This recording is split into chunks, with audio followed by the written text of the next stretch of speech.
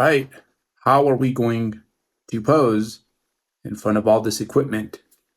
Well, if you're a competitive athlete, especially if you're a competitive athlete in prep, I would actually say go through all your poses, simply because at this point you should be practicing them sufficiently. This will add to your posing practice.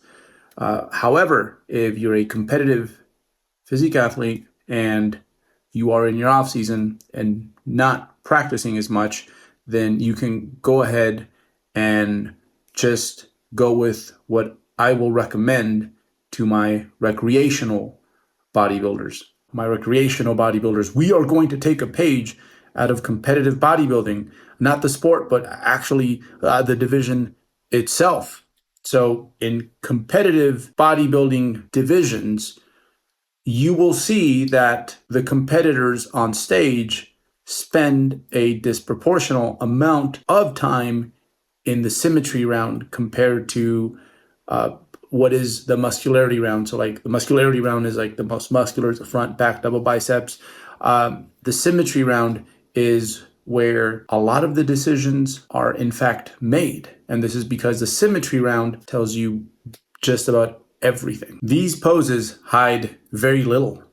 And if you have a well-trained eye, actually, I'd say that by just simply seeing the front and back relaxed pose, so it's not fully relaxed, it's bodybuilding relaxed, you kind of know how this story is going to end without having to see the 10 plus other poses. In these poses, there really isn't a muscle that's not out there and exposed. And this includes the muscles that are out to the side, such as like the side delts, the lats, the quad sweep.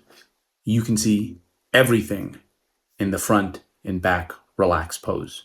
I also like these poses because they are so easy to learn. Unlike the other poses where there's a lot of twisting, squeezing, but then you can also like over squeeze. There's just a lot of things that can go wrong. Whereas the front and back relax, not only are they easy to learn, but once you learn them, it's hard to forget them. You can learn the other poses if you like, but even with my competitive bodybuilders, you can give me 2 pictures of the same back double bicep pose that were taken 2 seconds apart in some cases, and they can look vastly different. And since the purpose of these pictures is to collect accurate, reliable data, we want to be able to use poses. We want to use poses that won't create any unwanted noise in our data. These poses, in fact, are so valuable that I would even suggest that my athletes that, say, compete in bikini or men's physique learn these poses because they tell you so much. One exception here is going to be that if you compete in, say, figure, you can go ahead and use your figure front and back poses since you already know those. But both men and women, I want you guys to learn the front and back relaxed pose a la competitive bodybuilding. So yes, front and back relaxed. I want you guys to master those. I know master is a strong word, but you'll see they're easy to learn. And again, once you learn these poses, they're hard to forget. And maintaining a certain level of proficiency with these poses isn't really going to take much effort at all once you get the hang of it.